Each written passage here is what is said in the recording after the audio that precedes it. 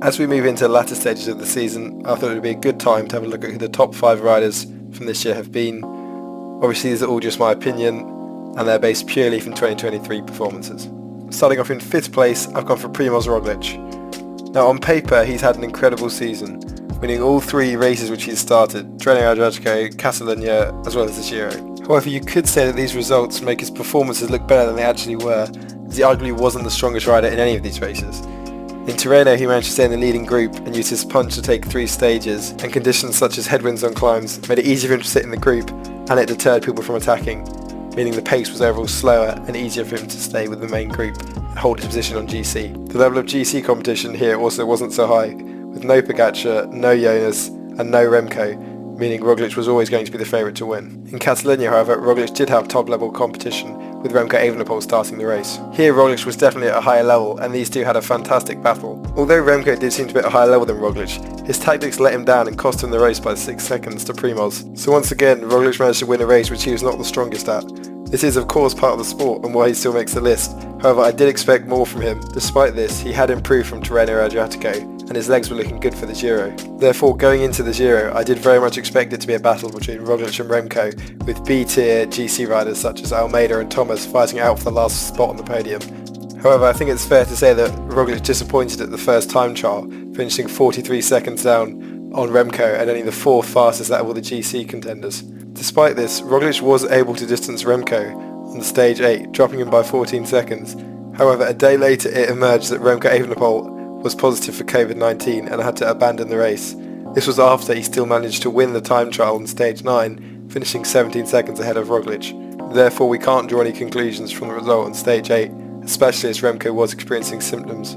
Even after Remco left the race, Roglic didn't dominate in the same way I'd expected him to. In fact, he was even dropped by Almeida and Thomas on stage 16 and was unable to drop Thomas until the final stage, where he just about snatched the pink jersey in the time trial. This was definitely Roglic's most impressive performance of the year, beating Geraint Thomas by 40 seconds despite dropping his chain halfway up the mountain.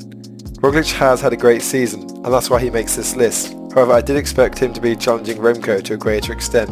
In the end though, the result was all that matters, and Roglic has achieved fantastic results so far this year. In 4th place, I'm going for Remco Evenepoel. His season started at the San Juan International in Argentina, thanks to Quickstep's awful calendar choice. He was less than impressive, being dropped by Brandon Rivera, who's only employed as Egan Bernal's friend at Ineos. He also employed questionable tactics where he attacked early and rode on the front in the wind by himself on such a shallow gradient climb. This would foreshadow the quality of his tactics to come later this year. He did then manage to win the UAE Tour despite being dropped on Jebel Hafeet by Adam Yates after pacing him for most of the climb. This is because he managed to take advantage in stage 1, being alert in the crosswinds. Therefore he showed he had good form, but his tactics on summit finishes still required work. He finished 2nd at Catalunya with 2 stage wins, as previously mentioned. However, he could have won the race had he played things differently. Therefore, clearly in good form, he went into Liège-Bastogne-Liège as a second favourite, behind Tadej Pogačar, who got crashed out before coverage even started. So we were robbed of a great battle, as Remco rode into the distance, putting on a demonstration in his white skin suit, the first of 3 wins in it. As previously mentioned, Remco arrived at the Giro and immediately dominated the first time trial, in a hugely impressive performance, beating even Filippo Ganna to the win. He then even won stage 9 despite being positive for COVID and withdrawing from the race after this. In fact, afterwards he said that he rode 20 watts less than he was aiming to, and still managed to win the time trial, showing what impressive shape he was in. I do believe that Remco would have won this Giro, and it's through no fault of his own that he had to leave. However, it would have been interesting to see how he fared in the tricky third week, given he showed some weakness in the easy third week in the Vuelta in 2022. Given his early exit from the Giro, many people called for him to do the Tour de France. However, he seems intent on only doing this in 2024. Instead, he arrived at the Tour de Suisse in suboptimal shape, and again with poor tactics. This culminated in him finishing 3rd on GC. He was impressive at the Belgian National Championships, having recovered more form since COVID. Here he won the road race, but crashed in the TT, finishing only 4th, proving that bike handling is still an issue for him. He then managed to win San Sebastian for a record-equalling 3rd time. Although he wasn't able to distance Pello Bilbao, he still managed to beat him in the sprint easily.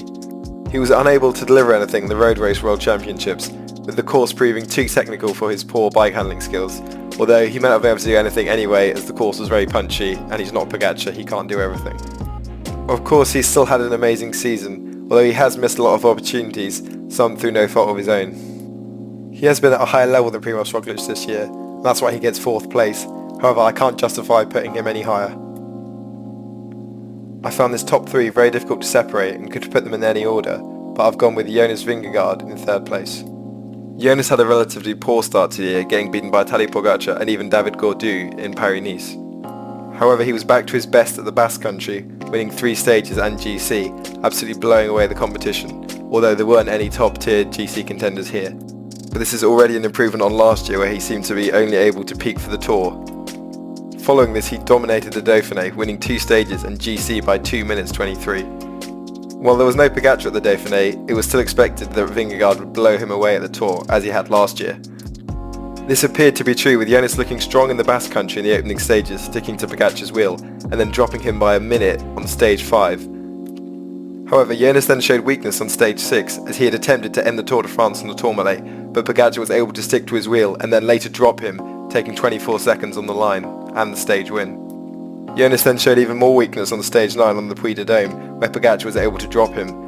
Jonas was also distanced on stage 13 on the Grand Colombier, where Pogačar used his explosive punch to get away from Jonas.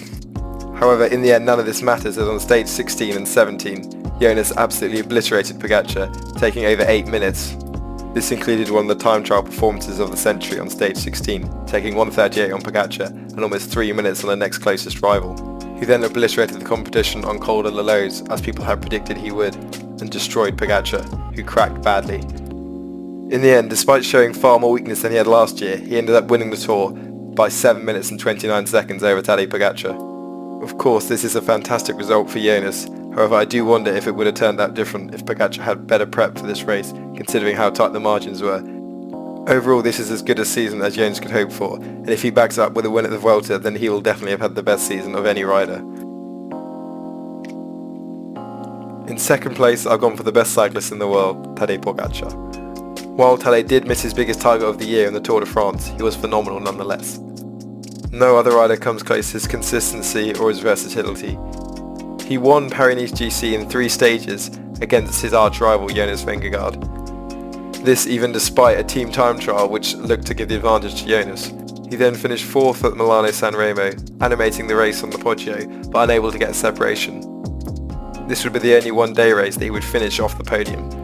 He then finished 3rd at E3, incredibly taking the fight to the classic specialists Wout van Aert and Mathieu van der Poel.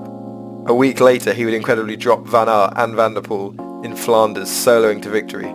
In doing so, he became one of the few Tour de France winners to also win the Tour of Flanders, while also taking his tally of monuments up to 3 different monuments, and it now looking likely that he could in fact win all 5 in a few years' time. He then won Amstel Gold and Flèche Wallonne, and was favourite to win Liège-Bastogne-Liège and complete the Ardennes Triple, but unfortunately, as previously mentioned, he was crashed out before he got the chance. In doing so, he broke his wrist, which put his Tour de France participation in doubt. He managed to overcome this though and arrived at the Tour de France in good form, producing some career best performances, and he was able to distance Jonas Vingegaard. Perhaps his lack of preparation did come back to bite him, however, because he cracked hard and lost the Tour on stage 16 and 17. He can still be proud of his performance though, with 2 stage wins, while being able to exploit weakness in Jonas at his top level, and doing so 3 times, which is encouraging for the future. Tadej then went to the World Championships in Glasgow. He finished an amazing 3rd on a tricky circuit which suited punchy riders like Wout van Aert and Mathieu van der Poel. And even though the climbs weren't long enough for Pogačar to win the race, he still did incredible to be able to compete with these riders. While it can be argued that Jonas has had better results so far this year, I believe Pogačar's consistency and versatility outweighs this, and therefore I'm going to put Pogačar 2nd. In 1st place, of course, is Mathieu van der Poel. When MVDP targets a race, he normally has a good chance of winning it, and that has certainly been true in 2023. While he hasn't been consistently at his highest level, he's been incredible when it's counted. For example, he went largely under the radar at Tirreno Adriatico, and then turned up at Milano-San Remo and won it. This was the start of an incredible Classics campaign, which then saw him finish 2nd at E3, 2nd at Flanders, a race which he has never finished lower than 4th at, and then went on to win Paris-Roubaix. It is worth mentioning that Wout was solo with MVDP before puncturing and had a good chance of winning the race. However, this is just how luck goes in Cobble Classics, and these wins brought Mathieu's monument tally up to 3 different monuments. Before the Tour de France, he went to the Baloise Tour, which he won, along with a stage, while also being on lead-out duties for Jasper Philipsen.